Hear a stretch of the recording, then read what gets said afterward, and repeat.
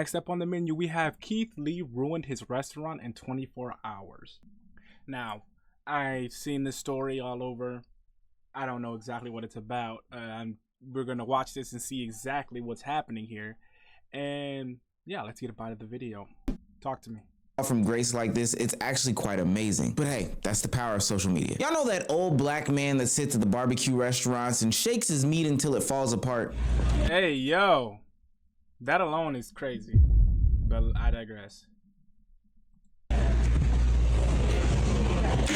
trying telling y'all about tendernism. But let me see. Do that look like a plan?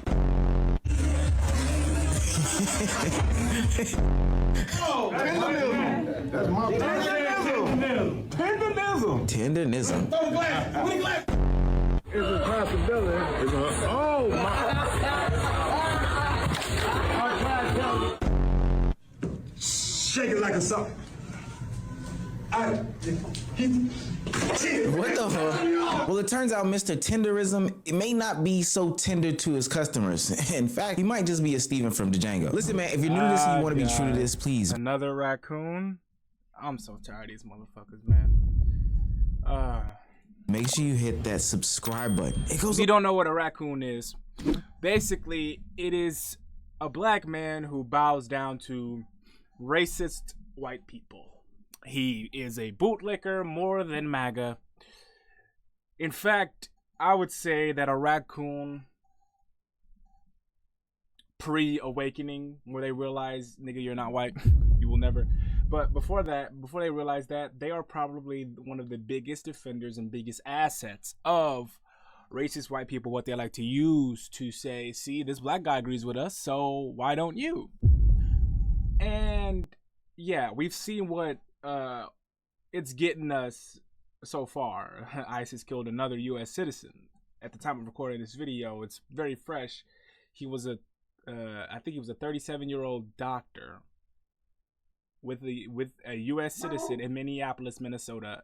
37-year-old doctor who had a license to carry his gun. Never drew the gun.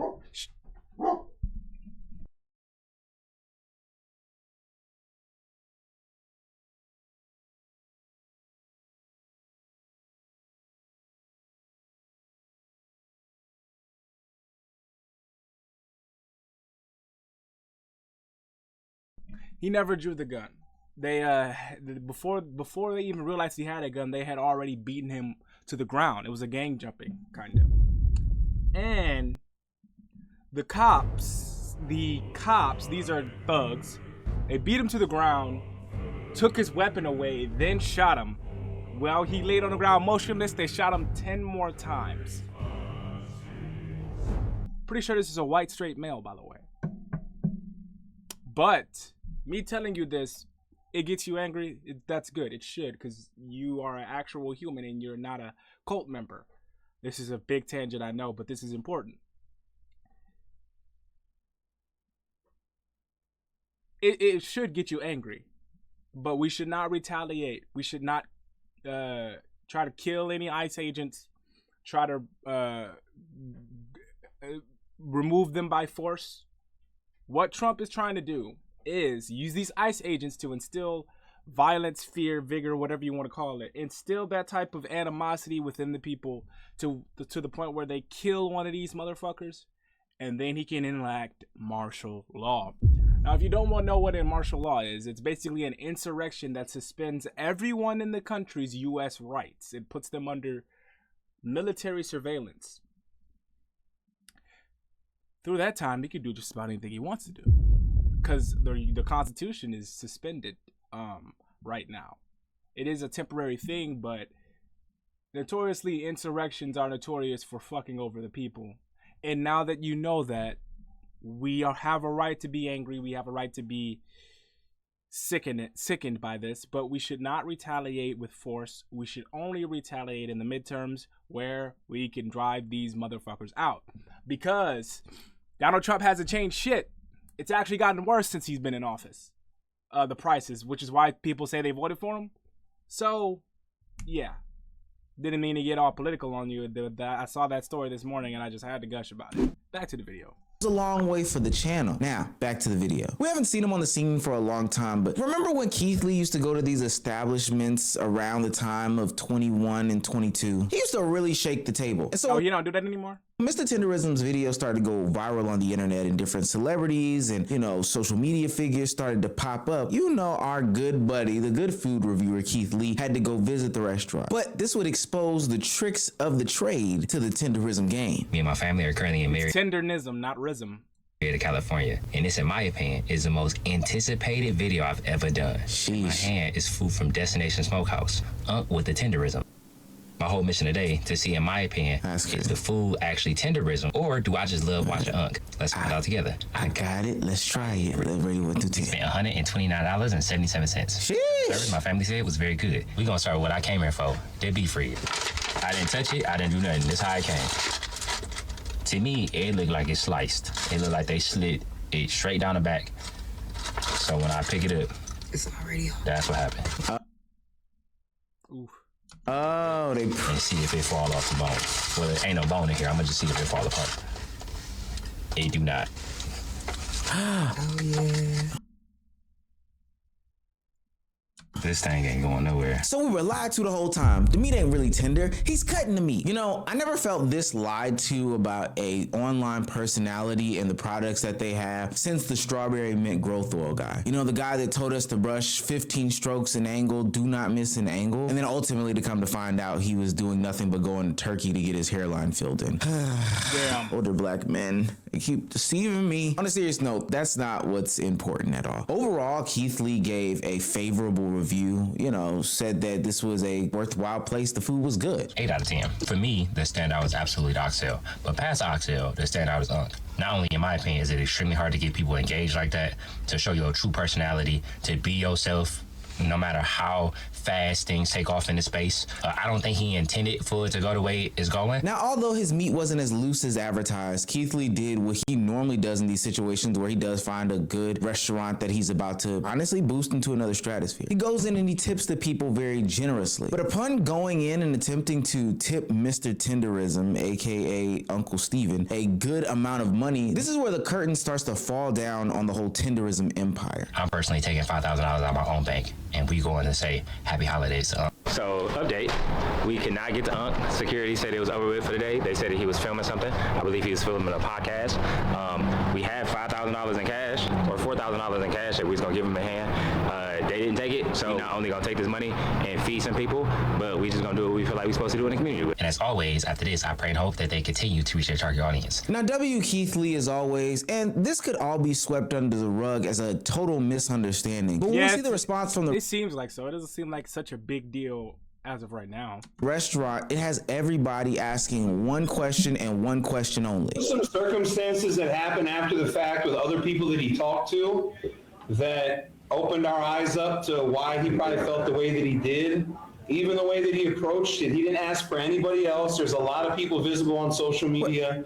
To offer a tip. Wait, who is that white man? That's right, Mr. Tenderism, the old man that shakes his meat on the internet, falls off Can you stop saying shakes his meat, bro? Holy fuck. Bone and throws his glasses, is actually not the owner of the smokehouse. It's the white guy sitting next to him, giving the explanation as to what's going on in the restaurant, the day-to-day, what happened. Oh, so he's a fucking mascot. Much like from Django, when he was that black guy that was in Django that was like buddy with the master, like very buddy with the master in Django. If you haven't watched Django, you know what I mean, which makes his reference earlier make a lot of sense. This is sickening to see. This is fucking disgusting, but he's just a mascot. Wow. Happened in the whole Keith Lee situation. And as you can see, Mr. Tenderism in this video looks like a droopy dog. And not only are people upset that Mr. Tenderism isn't the actual owner, I mean, it would be like finding out that the tooth fairy isn't real. It's painful, but it's something that we can, rise above. What actually is pissing them off is the explanation from the owner about Mr. Tenderism's involvement. Trust me, it gets really, really strange from here on out. Some circumstances that happened after the fact with other people that he talked to that opened our eyes up to why he probably felt the way that he did. Even the way that he approached it, he didn't ask for anybody else. There's a lot of people visible on social media. To offer a tip to a business owner was crazy. That was the other thing too, is like he really thinks Walt is like this helpless guy who needs his help. How are you going to tip a business owner? Tip the whole staff. I want to give this to Walter. Okay. He specifically said his name to ask me a couple of questions. To ask him a couple of questions, I meant to say. That's how he presented it. He didn't say, hey, I want to give y'all this, and in the meantime, can I talk to Walter and Nick or whatever? He literally asked for him only and said he want to give him that amount of money. I mean, right now, though, with Butcher Bill or someone that's visible, Walter French, anybody else, it would have felt like it was coming from a place that we would have accepted, but... Are we serious? That we have this following? Yeah, you want me to cut it short? Sorry, brother. Hey, look here. I'd like you to some kind of way get in touch with him if possibility. Tell him when he come back. What Keith Lee does with his money is his own concern. Exactly. Why are you... Hold on. Why are you trying to tell him how to use his tip and things of that nature? You do know that if the Tendernism guy is viewed as your online public persona, there's no kidding why he would think he would own the fucking business. So why is it such a big deal that he wanted to give the owner money? Keith Lee is notorious for doing that. He always does that. I don't get it. And I don't understand the phrasing of, if he would have gave it to literally anybody else, it would have been accepted as a token of kind faith. But since he wants to give it to specifically Tendernism, it's bad. Okay. All right, man. That's interesting. And this is precisely the reason why Keith Lee goes about his interviews and his food reviews the way that he does. Is because once people find out who he is, what he's trying to do, and all this other stuff, they take advantage of him. We covered it on this channel when he did his Atlanta food review. I remember that. We've also talked about it in his DC food review, and pretty much every food review that Keith Lee has done. I really think that's why he's taken a more step back, public-facing hiatus from doing these types of things, is because the ability to just be taken advantage of for the things that Keith Lee can do for a restaurant skyrocketed once his reviews became popular. I also find it nasty that this owner now is trying to minimize and speak for Mr. Tenderism. He wanted to give the tip to the old man because the old man is the front-facing image of the platform and who we thought was the owner of the restaurant. Whether he pocketed or distributed it shouldn't really matter. None of the excuses that he gave matter. And now what's interesting about this whole situation is because based off of the fame, based off of the notoriety that the restaurant is getting, and based off of the fact that he understands, the owner that is, that Mr. Tenderism is going around as the brand on the internet for this restaurant, he's decided to now place himself in every single one of the future videos going forward. People thought the worst part was that Unc wasn't the restaurant owner. It wasn't. The real outrage is that the term Tendernism was trademarked by the restaurant owner. What we are witnessing is an old black man being used as a mascot for another man, white man's restaurant. And let's be honest, after seeing all those viral videos of the meat falling off the bone, anybody would want to try it. It was Tendernism that made this restaurant explode online. People come to see him. Keith Lee came to see him. The viral fame, the business, the buzz that came from Unc, not the owner. But when Keith tried to leave a $4,000 tip, security stopped him, saying Unc was too busy. What made people even angrier was the owner's response afterward. If I would have known he was here, I would have probably asked Edie to stop for a few seconds so we could go over there. That's what I would have done. The way the owner speaks and Unc's energy just makes the whole thing feel uncomfortable. And ever since then, the owner has been showing up in every Tendernism video. Now, the restaurant is getting canceled, with people saying the owner mistreated Unc. Now, instead of trotting out that knock-kneed Negro, you are bringing yourself onto the scene and onto the stage because you see what type of fame and notoriety he's getting. Now, exactly. This is so fucking sickening. Like, it's not as deep as, like, I don't think you have to use the N-word on me. That's, you do you, bro. But it is kind of interesting that you're using a black man as a mascot, old black man. This is kind of like the Aunt Jemima situation, where it's kind of charming, but also pretty fucking weird if you understand the history of black people and how they've been exploited, used, abused, etc. The list goes on. So that's why people are angry and why they're outraged, because they understand the history of that, and they get why this is not a good look. because all of a sudden you want to get on the videos and fucking dance, and now you want to be in front of the camera. Like, even if this wasn't a situation about him being white and the mascot being a black man, using very black man mannerisms to make it more relatable and shit, to because black culture has been turned around into the hype these days. It's now the trend to be, black culture is now the trend these days. Like, it's literally in the slang. Gang, cook, it's let me cook. It's all in the slang nowadays. It's just all black lingo. That's all it is. And now that people have a newfound appreciation for black culture, this just strikes as weird. But even if it wasn't that he was using a black man for old black man for a mascot, if you were using anybody that was a mascot, even if it was an old white man, let's say it was an old white man who was country and he was like, man, I sure do love me some Tendernism, and Keith Lee comes to give him 4K, and you as the owner says, nah bro, you should have gave it to me. In so many words is what he's saying. PR talk for you should have gave it to me or any of my other staff so they could have gave it to me. And now you're showing up in every other video. Now, after all this happens, it would still be pretty fucking weird and pretty fucking scummy, and you'd be seen as a little lame ass motherfucker, because that's what you're doing. Even if this wasn't an Aunt Jemima situation, this would still be fucking lame as hell to do.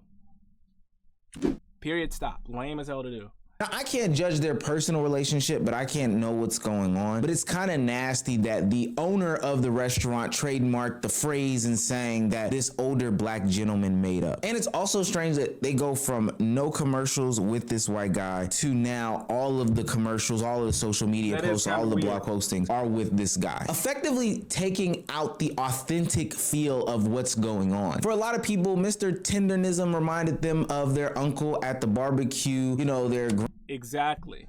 And that's why it was so relatable to so many people who love barbecue.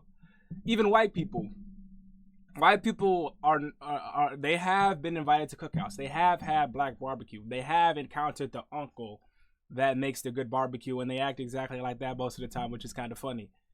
But even if they don't, it's always some older gentleman who knows his way around the smoker, knows his way around the grill. Older black gentleman. And that's why even white people are outraged about this, because all of the sense of identity, relatability, charm that you have is now gone because you want to be the one to get all the fame. And it's fucking weird. It's lame as shit. That's what it is. Grandfather at the fish fry, that one guy that's at the side of the road of the combination BP vape shop, barber shop that has the grill out front that, does his own little shake meat interpretation. And even if you look at the past videos and stuff like that, this looks like an authentic situation going on, built off of the back of, the old man in this situation, Unc. Man, look here, we gotta do something, man. Let's do some barbecue. Yeah, idea, man, we're gonna try it. I said, let's go to Home Depot and get one of them little grills. We don't need the kitchen, we just need the little grill. And that's how it began. We did 10 slabs of ribs. He cooked them his way, direct heat. He did, I don't know how many pounds, but a lot of half chickens, and we sold out of both in about like a 4-hour window, and to us that was a lot. We were really happy. Like, listen, I don't think the white guy is a bad guy or racist or anything. I don't think that he's just taking advantage of this black man wholeheartedly solely because he's black. I think they had a friendship before this, which is a telltale sign that he's probably not racist. But now that he saw his friend, this is age-old ho nigga shit. This is age-old. This is a Tay Too Smooth situation is basically what it is. He saw that his friend was getting all of this buzz and stuff, even though he was directly contributing from the buzz like Tay Too Smooth. And now that it's reached a point where it's overshadowing him and they don't even know who the fuck that guy is. Now he wants to step into the limelight. And that is why it's lame as fuck. Even if this wasn't even if this didn't have a racial undertone to it, it's still lame as fuck. Even if this was just two people of the same ethnicity, it would still be just as lame as fuck. It's just even more weird. It's just a more sprinkle of weird. Let's do a lame ass nigga's sprinkle of Salt Bae, who's also another lame ass nigga. sprinkle of weird on top of the fucking shit cake that they have brewing here. Good shot. But as we look more into it, it was his idea to go ahead and barbecue, his cooking methods, most likely his labor as well. So what did you really bring? Probably the financials, but why do you feel like you have to be so front-facing now? Now the internet is worried about Yeah, this. like it would have been a different thing if you were always front-facing with him. You all could have been the iconic duo. It would have been sick. But you want to come into the picture now after all the famous seemingly narcissistic owner and how he is dealing with Mr. Tendernism because they feel like he's being exploited. I had a wonderful woman come up to me today and she stopped me. I was at the soda machine and she's like, how does it feel to change the world?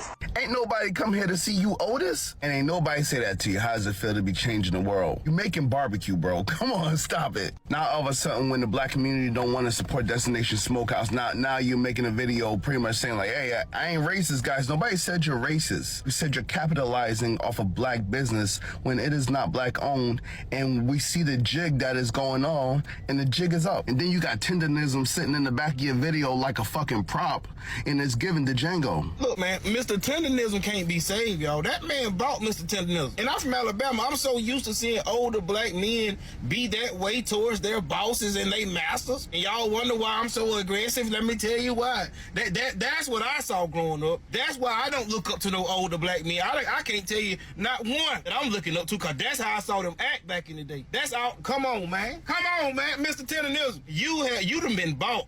Why are we seeing the owner of Destination Smokehouse Destination, the guy who owns the restaurant, well, Unc, aka Mr. Tendernism Works, why are we seeing him in videos now? Why are we still hearing? Because now that Tendernism is like catchy and it's like, oh, this has actually got some personality to it. The white guy wants to swoop in and also be a part of it. He's like, hey guys, it's like that one scene, hey fellow kids, while he was wearing the like backwards facing top and the fucking skateboard on his back. That's exactly what's going on right now. And what they're saying is valid, where they're like, they've seen older black men do this all the time, be quote unquote bought, because historically that's true, that's how it worked. And unfortunately there are still some people, older black people, that are still that way because they've been conditioned to be that way. It's just like systemic racism. It's just like the white kid who's brought up in a MAGA household. Chances are he tends to become MAGA. Chances are, if they break through, that gives me hella respect for them, and they become their own shit, even if they're not a liberal. That's awesome. But this is like the same case. Two sides of the same fucked up coin. Conditioning.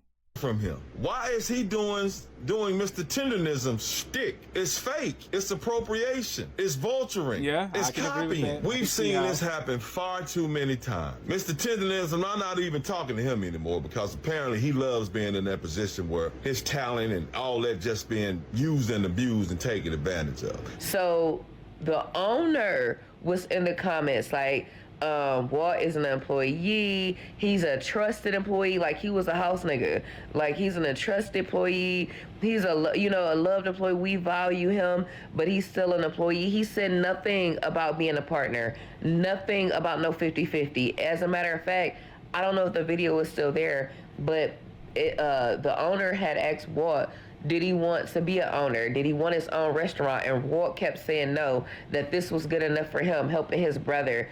All in the videos like Suge Knight. Oh, so it is clear. I watched a Quentin Tarantino movie about this same type of topic. It featured a man named Django. Leonardo DiCaprio was Mr. Candy, and there was one black guy, Samuel Jackson. His name was Steven. The reason why this bothers me is because post George Floyd, well, really in that whole era, there was an uptick of black business support. There was an uptick in a lot of other business supports, people praising their intersectionalities and their identities, and boosting that to the forefront as a way to advertise their business. But I'm speaking about black businesses at this point. And as a black person, we know how this goes. Hell, as a consumer of food, we know how this goes. I like any restaurant, but if I hear that it's black owned and I hear that black people are making the food, I'm more inclined to go there, especially when it's something that psychologically I link to a certain type of person. I want to go into the Mexican food place and see Mexicans making the food. If I go to the Chinese place, I want to see Chinese.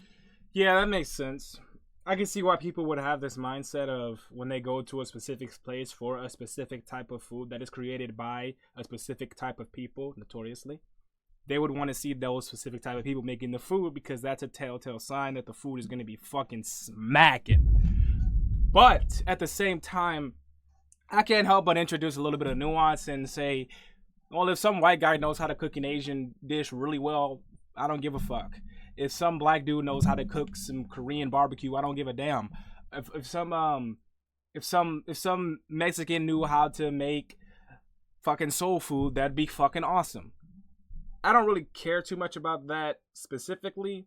What I do care about is having the perception of a black-owned business just to find out that it's not a black-owned business. That is fucking weird. Like, the workers there, I don't care what fucking color they are, as long as my food is good. But if the owner of the company is trying to put a perception out that it's owned by these type of people and it's not, that's just deception. No one likes to be lied to.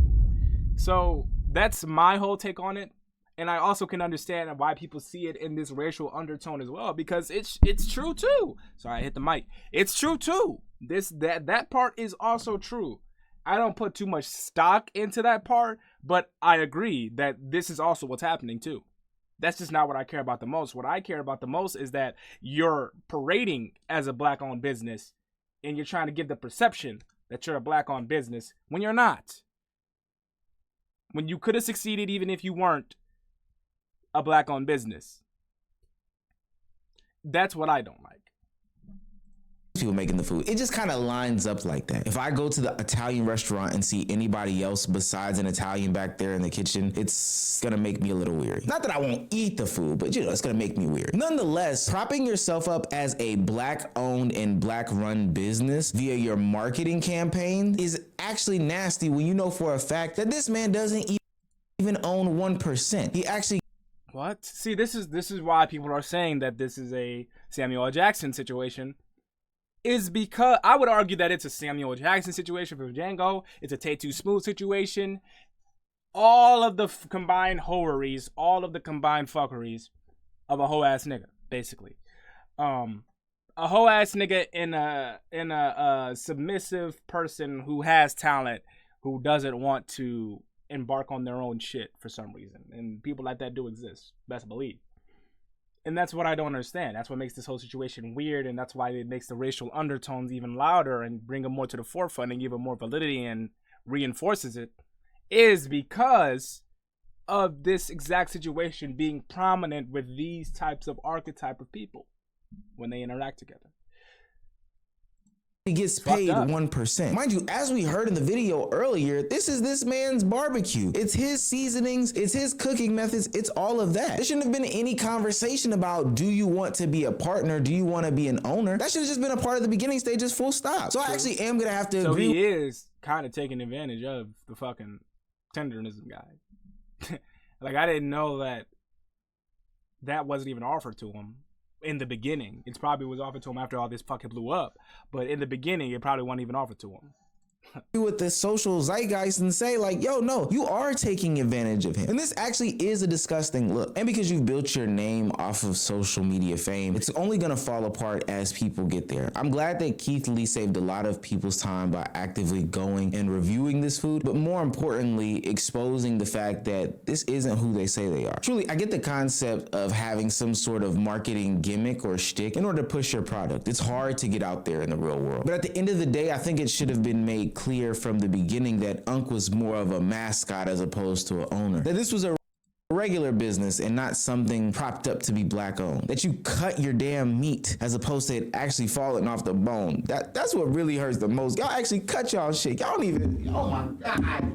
Yeah. He's funny as hell. He's actually, that's right too. You don't even fucking make the meat fall off the bone. But with all that being said, one weird situation aside, let me know what you think of this. Let me know how you feel about this, your perception on this situation. Because my perception is that it's just the age-old classic of a hoe-ass nigga taking advantage of another hoe-ass nigga.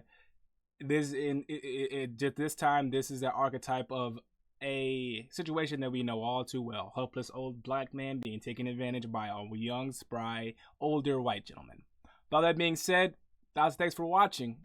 Have a better day than me.